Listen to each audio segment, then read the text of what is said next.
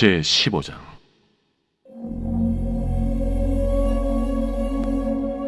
또 하늘에 크고 이상한 다른 이적을 보매 일곱 천사가 일곱 재앙을 가졌으니 곧 마지막 재앙이라. 하나님의 진노가 이것으로 마치리로다. 또 내가 보니 불이 섞인 유리바다 같은 것이 있고 짐승과 그의 우상과 그의 이름의 수를 이기고 벗어난 자들이 유리바닷가에 서서 하나님의 검은고를 가지고 하나님의 종 모세의 노래 어린 양의 노래를 불러 이르되, 주 하나님 곧 전능하신 이시여, 하시는 일이 크고 놀라우시도다. 만국의 왕이시여, 주의 길이 의롭고 참되시도다. 주여, 누가 주의 이름을 두려워하지 아니하며 영화롭게 하지 아니하오리까? 오직 주만 거룩하시니이다. 주의 의로우신 일이 나타났음에 만국이 와서 주께 경배하리이다. 또 이 일 후에 내가 보니 하늘의 증거 장막의 성전이 열리며 일곱 재앙을 가진 일곱 천사가 성전으로부터 나와 맑고 빛난 세마포 옷을 입고 가슴에 금띠를 띠고 내 생물 중 하나가 영원토록 살아계신 하나님의 진노를 가득히 담은 금 대접 일곱을 그 일곱 천사들에게 주니, 하나님의 영광과 능력으로 말미암아 성전의 연기가 가득 차매 일곱 천사의 일곱 재앙이 마치기까지는 성전에 능히 들어갈 자가 없더라.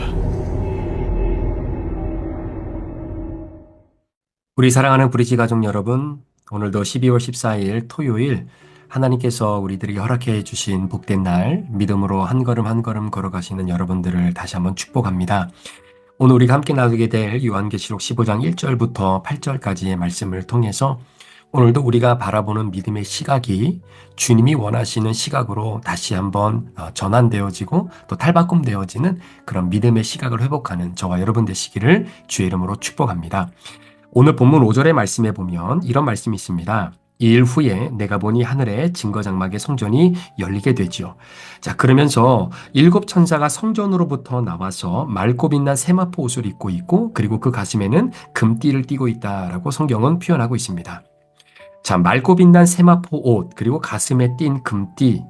참고로 성경에 보면 세마포라고 하는 단어는 나오지만 그 세마포를 꾸며주는 어떤 형용사로서 맑고 빛난이라고 하는 이 표현을 쓴 이 장면은 여러분 성경에는 바로 여기 이 한 곳밖에 나와 있지 않습니다. 자, 그러니까 세마포를 입는 것이 그냥 세마포가 아니라 맑고 빛난 세마포 옷을 입었던 천사들이고, 이들의 가슴에는 금띠를 띠고 있는 그러한 존재다라고 하는 것은 무엇을 의미하냐면 바로 이 일곱 천사는 보통 천사와는 다른 그런 제사장적인 사명을 감당하는 천사다라고 그렇게 볼 수 있는 것이죠. 그만큼 일반적인 천사들이 담당하고 있는 어떠한 사명보다 굉장히 귀한 일, 굉장히 소중한 일을 감당하는 천사다라고 우리가 생각해 볼 수 있는 겁니다. 자, 그런데 이런 일곱 천사의 역할이 무엇이냐? 자, 7절 말씀해 보니까 네 생물 중에 하나가 나타나서 금대접을 바로 이 일곱 천사에게 주는 겁니다. 그런데 여기서 참으로 반전이 일어나게 되는데, 그렇게 귀하고 소중한 사명을 감당하는 이 일곱 천사가 금대접을 받는데요. 그 금대접에 무엇이 담겨져 있습니까? 바로 하나님의 진노가 담겨져 있다라는 것이죠. 자, 하나님의 진노가 담겨져 있는 금대접을 받은 바로 이 천사. 자, 그런데 여러분 이걸 기억하셔야 됩니다. 선하신 하나님, 완전하신 하나님, 언제나 오르신 하나님이 주시는 것은 항상 옳고 선하고 아름다운 것이다 라는 것이죠. 비록 금대접에 하나님의 진노가 가득 담겨져 있을지라도 그 진노가 담겨져 있는 바로 그 금대접을 주신 하나님은 선하시기 때문에 바로 그 진노가 가득 담겨져 있는 금대접도 선하고 좋고 귀한 것이다 라는 것입니다. 하나님이 우리에게 주시는 것 여러분 기억하십시오. 그거는 무엇이 됐든 간에 중요한 거예요. 굉장히 좋은 겁니다. 그리고 선한 것이고 아름다운 것이다라는 거죠. 이유는 하나님이 우리에게 주셨기 때문이에요. 자, 그런 의미에서 본다면 하나님이 이 땅 가운데를 살아가는 우리들에게 허락해 주시고 주신 가장 중요한 두 가지가 있습니다. 자, 그 중에 첫 번째는 바로 가정이고요. 두 번째는 교회입니다. 이것은요, 반드시 있어야 돼요. 이 두 가지의 것들을 받아 누리고 살아가는 사람이 완전한 삶을 살아갈 수 있는 것입니다. 자, 하나님이 우리에게 주신 것 소중하고 귀하고 아름다운 것이죠. 자, 그 가운데에 우리가 가정이라는 걸 한번 먼저 생각해 볼 텐데, 특별히 부부라고 한번 생각을 해 볼게요. 여러분, 제가 여러분들에게는 목사라고 하는 직책을 가지고 함께 사역을 하고 있지만, 사실 목사인 제 자신도 100%제 원래의 모습을 다 여러분들에게 보여드릴 수는 없습니다. 여러분도 마찬가지잖아요. 자, 목사와 성도로 함께 아름다운 관계를 만들어가며 믿음의 여정을 걸어가는 삶 속에 여러분들이 여러분들의 본성을 100% 저에게 다 드러낼 수 없는 것처럼, 여러분, 저도 제 자신이 가지고 있는 100%제 원래의 모습을 다 여러분들께 보여드릴 수 없습니다. 그럴 수도 없겠죠. 그래서 모든 사람들은 사적인 면에서 볼 때 정말로 내가 내 자신을 바라보고 또 생각할 때마다 눈뜨고 볼 수 없는 바로 그 꼴이 저에게도 있고 여러분들에게도 있다라는 겁니다. 자, 그런데 참 재밌는 것은 나만 알고 나만 볼 수 있고 나만 인정하는 나만의 그 꼴이 있잖아요. 그런데 그 꼴이 사실은 내 본성과 너무나 흡사하고 유사하다라는 것이죠. 자, 예를 들어서 저도 집에 있을 때는 제 집에 있는 제 꼴이 있습니다. 예를 들어서 월요일 같은 경우는 굉장히 늦게 일어나거든요. 늦게 일어나기도 하면은 어떨 때는 머리도 산발이 되기도 하고 또 때로는 머리도 감지 않고 잘 때도 있고 또 좀 지저분한 모습을 가지고 있을 때도 있고 또 여성분들은 어떻습니까? 밖을 외출하지 않으면 굳이 집에서 화장하지 않는 경우들이 많이 있잖아요. 그러니까 내가 내 집에 있는 나만의 꼴이 있다라는 이야기입니다. 자, 그런데 만약에 약속이 있거나 어떤 일이 있어서 밖을 나갈 때 여러분들이 집에서 하고 있는 그 꼴로 나가시는 분이 과연 누가 있겠느냐라는 거죠. 그런 사람은 아무도 없습니다. 화장도 하고 머리도 감고 옷도 좋은 옷들 입고 또 그곳에 나가는 어떤 모임의 성격에 따라서 내가 어떤 옷을 입어야 될지 이 옷도 저 옷도 걸쳐보기도 하고, 그래서 여러분 집에 있는 그 지저분한 꼴로 나가는 것이 아니라 여러분 변신하고 또 심지어는 변장하고 나갈 때도 있잖아요. 자, 그런데 여러분 제가 질문 하나 드려볼게요. 여러분들이 집에서 정말로 편안하게 그렇게 지내시는 여러분의 꼴이 편하시고 좋으십니까? 아니면 밖에서 이 사람 신경 쓰고 저 사람 신경 쓰면서 내 본래의 모습이 아닌 그 모습을 감춰가며 불편하게 있는 그 꼴이 여러분들에게는 훨씬 더 편하십니까?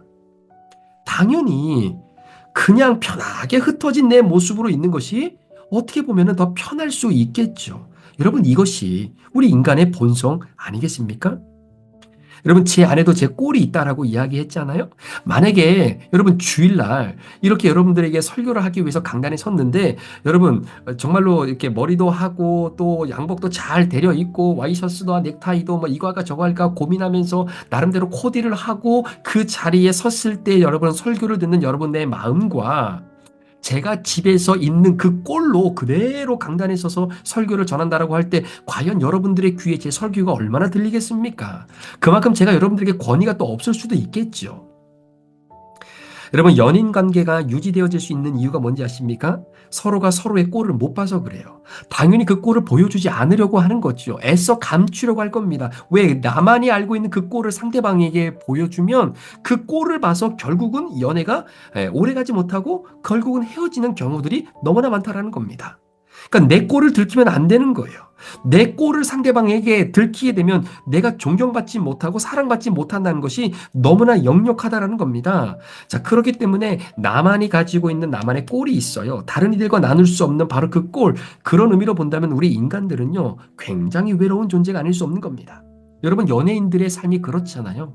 심지어 연예인들은 사람들에게 보여지는 아름다운 모습으로 자신의 인기와 어떠한 이 권위와 또 이런 어떤 물질들을 끊임없이 이어나가는 그런 삶을 살아가는 사람들인데, 그러니까 대중들에게, 자신들의 팬들에게 내가 가지고 있는 원래 꼴이 아닌 다른 꼴을 보여주기 위해 끊임없이 애를 쓰고 살아가는 그 삶의 허무감이 찾아올 때에 여러분, 그 허무감을 채울 수 없어서 때로는 연예인들이 목숨을 끊는 경우도 사실 없지 않아 있는 것입니다.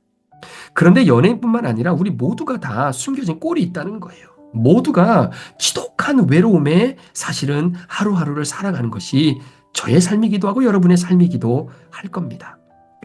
그런데 자, 이런 꼴을 보여줄 수 있는 유일한 두 종류의 사람이 있어요. 첫 번째는 부모이고요. 두 번째는 바로 아내와 남편, 바로 배우자입니다. 자, 먼저 부모에게는 내 꼴을 보여줄 수 있겠죠. 자, 그런데 여러분도 경험해 보셔서 아시겠지만 아이들이 자랄 때 아이들이 갖고 있는 그 꼴을 부모에게 그대로 보여줄 수 있을 만큼의 시기가 있어요. 그런데 자녀들이 사춘기에 조금씩 접어들기 시작하면서 조금씩 부모에게 내 꼴을 감추려고 하는 아이들의 성향들이 나타나는 겁니다. 특별히 여러분 사춘기를 지나다 보면은요 성적인 부분에 관련돼서는 나만이 알고 있는 나만의 꼴, 그래서 부모님에게도 말할 수 없는 그 꼴이 생겨지게 되더라는 거예요. 그러니까 엄밀히 말하면 부모님도 어떻게 보면은 내가 갖고 있는 나만의 꼴을 다 드러내 보일 수 있는 존재는 사실 되지 않을 때도 있다라는 거죠. 자, 그런데 두 번째로 나의 꼴을 보여줄 수 있는 존재가 바로 뭐냐면 배우자입니다. 그런데 여러분 배우자는 어떤 사람이냐면요, 내 꼴을 다 보고도 살아주는 사람이에요. 그리고 이 사람이 이런 꼴을 가지고 살아가는 사람이다라는 것도 이미 알고 결혼한 사람이다라는 겁니다. 그러니까 배우자에게만큼은 내가 감추지 않아도 되는 나만의 이 연약한 꼴, 그 꼴을 보여줘도 여러분 충분히 그것들을 이해하고 사랑으로 품을 수 있는 여력이 있는 사람이 누구냐면 바로 배우자라는 거예요. 여러분 저도 여러분들에게 보시기에는 이게 좀 이렇게 멋있어 보이나요? 뭐 아닐 수도 있겠지만 하여튼 여러분 보실 때 그냥 뭐 괜찮아 보이는 그런 꼴을 가지고 있는 모습일지는 모르겠지만 저도 굉장히 이상한 꼴을 가지고 있는 사람입니다. 그런데 이 꼴을 보고 살아주는 아내가 있는 거죠. 그러니까 외롭지가 않은 거예요. 여러분도 마찬가지일 겁니다. 여러분 자 이렇게 가정만 있으면 그러면 되느냐? 가정만 있으면 되느냐? 아닙니다. 하나님께서 이 땅에 우리에게 주신 굉장히 중요하고 소중하고 아름답고 완전한 것, 그게 가정과 부부 그리고 바로 교회예요. 자, 부부와 함께 교회가 있어야 되는 겁니다. 자, 이유가 뭐냐면 부부는 서로가 서로의 꼴을 봤어요. 자, 그렇기 때문에 사실은 보여주고 싶지 않은 꼴을 서로가 다 봤기 때문에 존경하고 그리고 존중한다라는 것이 쉽지만은 않아요. 그러니까 남편이 아내를 존중하고 아내가 남편을 존경하기를 원하는데 내가 봤을 때 야, 이거는 봐서는 안 될 꼴을 본 것들이 있단 말입니다. 부부 사이에는. 그렇기 때문에 부부는 서로에게 반려자가 되면은 됐지 여러분 권위자가 될 수는 없다라는 거예요. 그러니까 부부끼리 갖다 놓고 어떤 문제를 해결하라고 그 문제를 던져주면 부부끼리 있으면 절대로 해결되지 못하는 문제들이 있다라는 거죠. 그렇기 때문에 권위를 가지고 이 문제를 해결해 줄 수 있는 교회가 필요하다라는 겁니다. 자, 다시 한번 말씀드릴게요. 하나님이 주신 것, 그것은 굉장히 필요한 것이고 선한 것이고 좋은 것이다라는 겁니다. 자, 그런데 하나님이 우리에게 이미 주신 그 좋은 것을 있어도 누리지 못하는 경향들이 있다라는 거죠. 자, 2절 말씀을 한번 보실까요? 또 내가 보니 불이 섞인 유리바다 같은 것이 있고 짐승과 그의 우상과 그의 이름의 수를 이기고 벗어난 자들의 유리바다 가에 서서 하나님의 검은 고를 가지고 라고 이렇게 표현합니다. 자, 2절 마지막 절에 보면 그의 이름의 수를 이기고 벗어난 자들이 유리바다 가에 서서, 그러니까 유리바다 위에, 그러니까 바다긴 바다인데 그 바다가 유리로 싹 덮여 있는 것 같아서 그 위에 서 있다라고 이렇게 표현을 하고 있다라는 거예요. 자, 여러분 한번 보십시오. 구속사적인 관점에서 보지 못하면 하나님이 우리에게 허락해 주신 것, 그러니까 하나님이 주신 건 좋은 거잖아요. 그리고 귀한 것이고 반드시 선한 것이잖아요. 그런데 그것이 정말로 구속사적인 관점으로 보지 못하면 이미 우리에게 주어진 것임에도 불구하고, 그러니까 하나님이 부여해 주시고 주신 것임에도 불구하고 그것이 선하고 귀하고 아름다운 것인지를 모르고 살아갈 때가 있다라는 겁니다. 그러니까 바닷속으로 가라앉아서 우리에게 주신 그 유리바다 위에서 정말로 우리가 허락하신 그 귀한 것들을 누리지 못하고 바닷속으로 가라앉아 버리는 때가 있다라는 거예요. 여러분 성경에서 말하는 이 바다라고 하는 개념은요, 바로 삼키는 존재입니다. 그러니까 우리를 죽음으로 끌어당기는 힘이 바다 가운데 있어요. 그래서 요나가 이 풍랑을 만나서 결국은 바닷속으로 빠져 이제 물고기 뱃속으로 들어가지 않습니까? 자, 그런 의미도 마찬가지고요.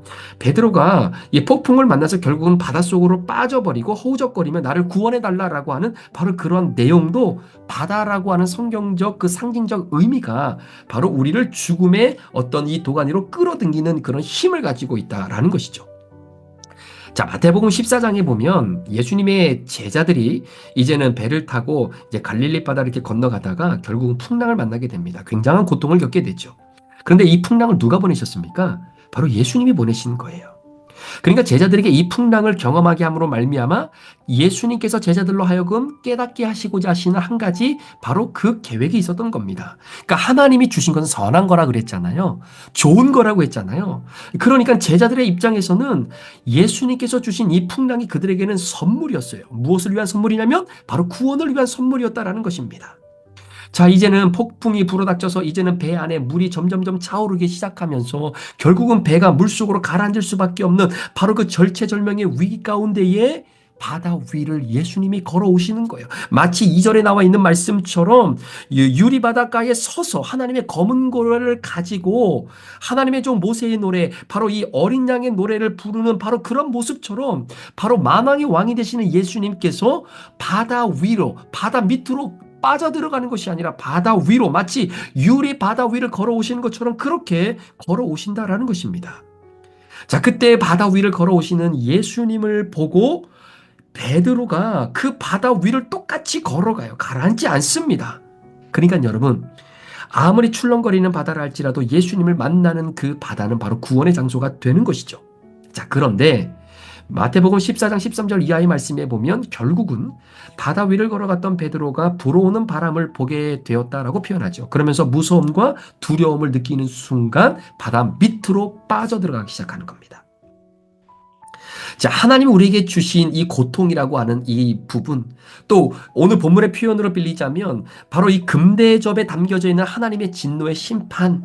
어떻게 보면 이것은 많은 사람들이 바닷속으로 빠져들게 만드는 심판이다라고 생각할지 모르겠지만 여러분, 하나님이 주신 것은 좋은 거라니까요. 귀한 것이라니까요. 비록 그것이 금대접 안에 담겨져 있는 하나님의 진노라 할지라도 그 진노를 통해서 하나님이 우리를 구원하시고 모든 영혼들을 바로 이 짐승의 수, 그렇죠. 그리고 그의 이름을 의지하지 않고 이겨내서 믿음을 끝까지 지켜내게 하기 위해서 하나님이 주시는 구원의 선물이다라는 것이죠. 이것을 바라볼 수 있는 우리의 영적인 시각의 변화가 있어야 되는데, 자, 그러한 시각을 바꿔주는 것이 뭐냐면 바로 일곱 재앙이라는 겁니다. 일곱 재앙인 거예요. 일곱 인, 일곱 나팔, 자, 그리고 드디어 오늘부터 시작되는 일곱 대접의 심판이다라는 것이죠. 자, 여러분 3절 말씀을 한번 보실까요? 3절에 보시면 이렇게 하나님의 금대접에 담겨져 있는 진노의 심판을 받는 이런 상황 속에서도 결국은 짐승과 그의 우상과 그의 이름의 수를 이기고 벗어난 자들, 자, 그런 자들이 하나님의 종 모세의 노래, 어린 양의 노래를 불렀다 이렇게 기록합니다.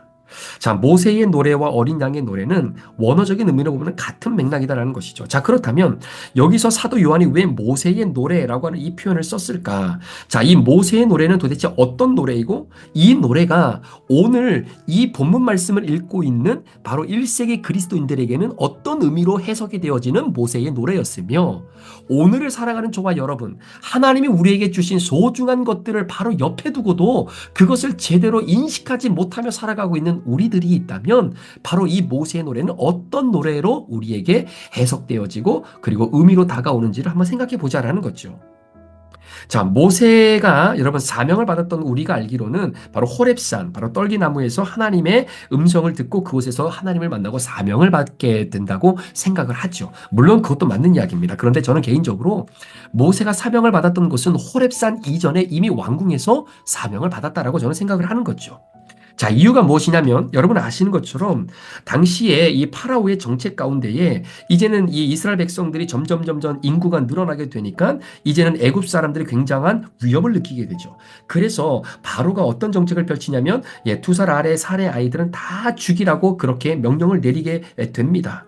자, 그런 상황 가운데 출애굽기에 나와 있는 말씀에 있는 것처럼 우여곡절 끝에 결국은 이 모세가 죽지 않고 살아나서 이제는 바로 공주의 아들이 되어서 왕궁에서 생활을 하게 되는 것입니다.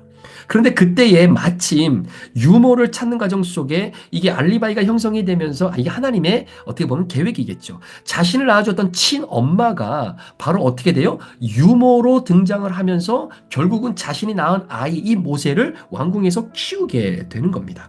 자, 그러면서 여러분 생각해 보세요. 그 모세를 낳았던 바로 그 어미가 얼마나 이 모세에게 너는 앞으로 어떤 존재가 되어줘야 되고 네가 앞으로 이 민족과 이 열방을 위해서 어떤 일을 감당해야 되는지 얼마나 많은 하나님의 계획을 어머니 말씀을 통해 들었겠습니까? 그러니까 그때부터 나는 이 민족의 지도자, 유대인의 지도자가 되어야 된다라고 하는 이 자각을 가지고 끊임없이 인생을 살아오게 되지요. 자, 그러던 어느 날 모세가 내가 유대인의 지도자로 인생을 살아야 된다라고 하는 의식을 가지고 하루는 길을 걷다가 유대인과 애굽 사람이 서로 싸우게 되죠. 자, 그렇게 싸우게 되는데, 자, 그렇게 싸우면서 결국은 모세가 도와서 유대인을 돕게 됩니다. 자, 그런데 두 번째로 싸우게 될 때에 어떻게 됩니까? 이제는 이제 애굽 사람, 유대인들끼리 이제 서로 싸우게 되는 이런 모습을 보면서 이제 그런 이야기를 하는 거죠. 예전에 네가 그 애굽 사람을 죽이고 나서도 네가 또 우리를 죽이려고 하느냐? 그 이야기를 듣는 순간 모세가 깜짝 놀라게 됩니다. 그렇죠. 왜냐면 아무도 몰랐을 거라고 생각을 했는데, 그래서 결국은 그 지역을 떠나서 광야로 도망을 가게 돼요. 자, 그가 가지고 있었던 사명, 내가 살아가는 인생의 목적을 철저하게 내팽겨치고 그리고 나서 다시 어디로 떠나게 되냐면 바로 이 미디안 광야로 도망가서 40년을 사는데 그 40년의 양치기 시간은 어떻게 보면은 여러분 목적도 사명도 없이 그냥 40년의 시간을 지내왔던 모세의 인생이라고 볼 수 있을 것이죠. 자, 그런데 그가 그 애굽을 떠나기 전에 부모로부터 어머니로부터 특별히 들었던 사명감을 가지고 인생을 살면서 내가 유대의 지도자로 내가 앞으로 자각하면서 인생을 살아야 된다는 이 마음을 가지고 살았는데 그 모든 것들을 이제는 다 뒤로 한 채 사명 없이 목적 없이 40년을 살아보니까 이건 진짜 지옥 같은 인생이라는 거예요. 내가 인생에서 무엇인가 할 수 있다라는 것을 철저하게 깨달았던 것이 뭐냐면 바로 미디안의 40년의 광야 생활이었다라는 것입니다. 자, 그는 다시 돌아옵니다. 다시 애굽으로 돌아왔는데도 불구하고 여전히 유대인들의 반응은 그렇게 시큰둥한 반응이었어요. 뭐 두 손 들고 모세를 환영하거나 그런 의미도 아니었습니다. 사람들의 눈초리도 그렇게 따갑고 그걸 이겨낼 만한 어떤 힘과 능력도 때로는 모세에게는 너무나 어렵다라고 느껴질 때도 있었겠죠. 자, 그럼에도 불구하고 이미 이전에 40년 전에 사명을 떠나고 살았던 그 지옥 같은 삶이 본인에게는 너무나 마음속에 와닿기 때문에 다시 애굽으로 들어가서 사명감을 잇는 인생을 살아갈 때도 여전히 애굽 사람들이 자신을 고운 시선으로 바라보지 않을지라도 여러분 그 사명을 포기하지 않습니다. 절대로 포기하지 않습니다. 사명의 자리를 떠나지 않습니다. 자신이 내가 왜 이런 존재일까라고 하는 연민에 빠질 때는 있을지는 몰라도 그 연민에 빠진 것 때문에 사명과 그 삶의 목적을 포기하지 않습니다. 비록 내가 유대인들로부터 당하는 그러한 어떤 시각과 그 판단과 어떠한 이 고난과 역경이 모세에게 있을지라도 그것 때문에 사명을 포기하지는 않는다라는 거죠. 목회를 하면서 늘 경험하는 것 중에 하나가 뭐냐면 진짜 설교는 어렵다라는 겁니다.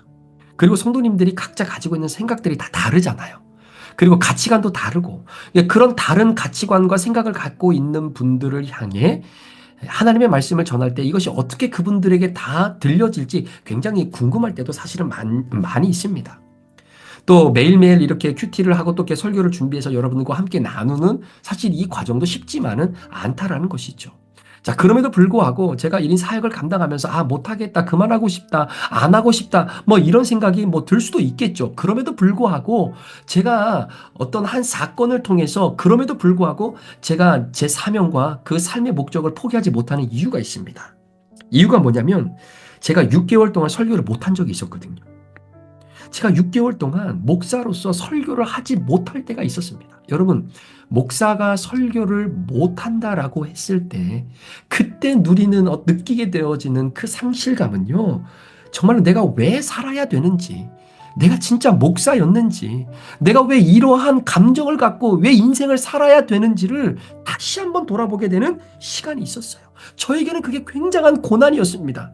차라리 힘들고 어려워도 정말로 바쁘고 눈코 뜰 새 없이 잠을 못 자도 설교를 할 수 있는 그러한 여건이 나에게 주어지는 것이 진짜 아무것도 안 하고 편하게 지내면서 정말로 하나님 정말 6개월 동안 설교를 하지 못했다라고 하는 그 자체가 너무나 고통스럽고 힘든 겁니다.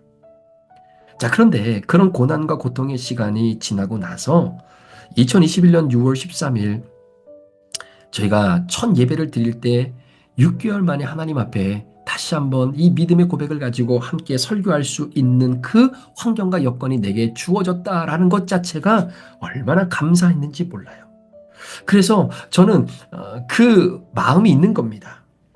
정말 힘들고 어려워서 나 진짜 이제 못하겠다. 설교 이게 너무 힘들어서 나 이제 더 이상 못하겠다라고 하는 생각이 혹 찾아올 수 있을지는 모르겠죠. 그러나 그것이 그러한 마음과 감정이 여러분 저의 사명을 재단하지 못한다는 거예요. 제가 갖고 있는 삶의 목적과 삶의 이유를 그러한 감정과 힘듦이 가로막고 서지 못한다라는 겁니다. 아무리 연민에 빠져도 그 연민 속에서도 내가 해야 할 이 사명, 이 말씀을 준비하고 전하는 이 아름다운 사명을 절대로 포기하지 못한다라는 거죠. 그러니까 다시 돌아보면 그때 그 6개월에 힘들고 지치고 아팠던 그 순간들이 하나님이 나에게 주신 이 고귀한 사명, 힘들었지만 이미 주셨던 이 아름다운 사명, 이 설교의 사명, 말씀 전하는 이 사명이 얼마나 귀하고 소중하고 아름다운 것이었는가를 다시 한번 제 자신에게 돌아볼 수 있게 하셨던 그 시간. 사실 그 고난도 하나님이 주신 거거든요. 그 고난이 없었다면, 그 힘듦이 없었다면 제가 얼마나 교만하고 기고만장해서 하나님의 자리를 내 자리로 인식하면서 그렇게 목회하다가 진짜 큰 코 다칠 뻔할 때가 얼마나 많이 있었겠습니까? 그럼에도 불구하고 하나님께서 이미 나에게 그 시간을 통해서 다시 한번 내 자신을 돌아보고 그리고 이 말씀을 전한 이 사명이 얼마나 귀하고 소중하고 아름다운 것인지를 이전에 주셨었는데도 내가 몰랐다면 다시 한번 그것을 깨닫고 다시 한번 그것을 붙잡으라고 주셨던 바로 그 고난의 시간, 하나님이 주신 금대접에 담겨져 있는 하나님의 진노였던 것 같아요. 그게 저에게는 엄청난 축복이었습니다. 사랑하는 여러분, 일하시는데 많이 힘들지 않으십니까? 아침에 일찍 나가서 또 직장에서 삶의 터전에서 일하시는 거 쉽지 않잖아요. 그런데 여러분, 일하는 것보다 정말로 일하고 싶어도 일할 곳이 없어 일하지 못하는 그 고통이 더 크지 않을까요? 여러분, 가족 간의 어떤 사랑을 지켜내고 또 부부 간에 또 부모와 자녀 간의 아름다운 관계를 유지해가는 것 여러분 쉽지 않습니다. 남편을 남편으로 내가 받아들이기도 또 아내를 아내로 내가 받아들이기도 내 마음이 부족해서 때로는 그것이 정말 힘들 때가 없지 않아 있어요. 그리고 내가 배 아파서 난 자녀임에도 불구하고 진짜 부모의 가슴에 대못을 박는 자녀들도 있을지도 모르겠습니다. 그럴 때 정말로 가족이라는 이 공동체가 힘을 주고 사랑과 위로를 줘야 되는데 너무 힘들다라고 생각이 들 때도 있겠죠. 그런데 여러분, 그 힘듦이 과연 가족이 없는 사람들이 겪는 고통보다 더 큰 고통이 될 수 있을까요? 하나님이 여러분들에게 주신 가정, 여러분들에게 주신 부부, 여러분들에게 허락해 주신 부모님, 여러분들에게 이미 주신 하나님의 소중한 바로 공동체, 여러분 내 옆에 있는 배우자가 제일 좋은 사람입니다. 그리고 지금 여러분 일하고 있는 그 직장이 가장 좋은 곳이고 그리고 여러분이 섬기고 있는 바로 이 교회가 여러분들에겐 가장 좋은 교회예요. 하나님이 여러분들에게 주신 귀하고 소중한 것, 그것이 때로는 금대접에 담겨져 있는 하나님의 진노인 것처럼 보이지만 그렇게 주어진 그것도 하나님이 주신 것이기 때문에 좋은 것입니다. 이미 하나님이 여러분들에게 허락해 주신 것, 주변을 한번 돌아보시고 바로 여러분의 손을 뻗쳤을 때 여러분의 손에 닿을 수 있는 바로 그 존재의 모든 것이 굉장히 소중하고 좋고 위대하고 아름다운 것이다라는 것이죠.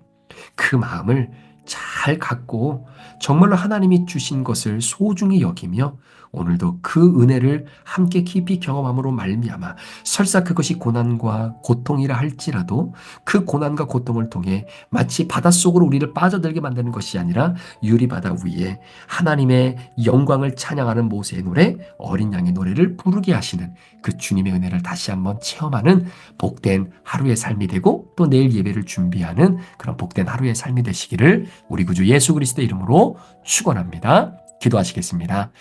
하나님 아버지 감사합니다. 하나님이 주신 것은 다 선한 것입니다. 하나님이 주신 것은 다 옳은 것입니다. 우리 사랑하는 성도들, 또 부족한 종, 때로는 고난과 역경의 시간을 통해 하나님이 주신 것을 까맣게 잊어버리고 그 좋은 것들을 누리지 못하고 지날 때가 많은데 이 시간 기도합니다. 내게 주신 가정, 내게 주신 부모님, 내게 주신 남편, 아내, 그리고 내게 주신 자녀들, 그리고 나에게 주신 믿음의 공동체, 내게 주신 우리 교회 가장 소중하고 귀한 것임을 깨닫고 그 믿음의 시각으로 하나님 다시 한번 우리의 삶을 돌아보면서 오늘도 고난 속에서도 주님을 찬양하는 모세의 노래, 어린 양의 노래가 끊이지 않고 우리의 입술을 통해 선포되어지는 축복이 우리 사랑하는 성도들 가운데 있게 하여 주옵소서. 감사를 드리며 예수 그리스도의 귀하신 이름으로 축복하며 기도합니다. 아멘.